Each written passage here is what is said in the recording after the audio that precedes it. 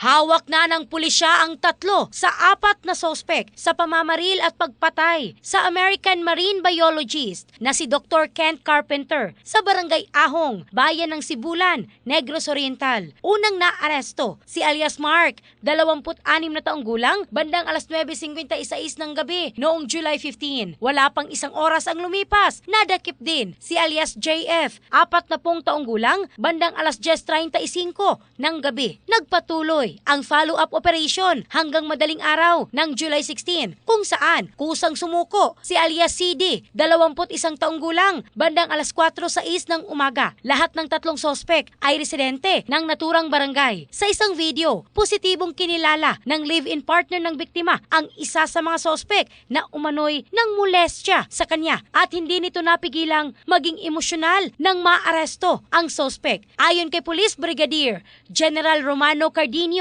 Regional Director ng Police Regional Office NIR, nagpapatuloy pa ang masusing investigasyon at follow-up operations upang madakip ang ika-4 na sospek na nananatiling at large. Matatandaang noong July 12, nanunood lamang ng telebisyon si Dr. Carpenter kasama ang kanyang 34 na taong gulang na live-in partner nang pasukin ng mga armadong lalaki ang kanilang bahay at barilin siya sa ulo na naging sanhi ng kanyang agarang pagkamatay. In the heart of changing lives, ako si Michelle Craste ng Brigada News Philippines, the Music and News Authority.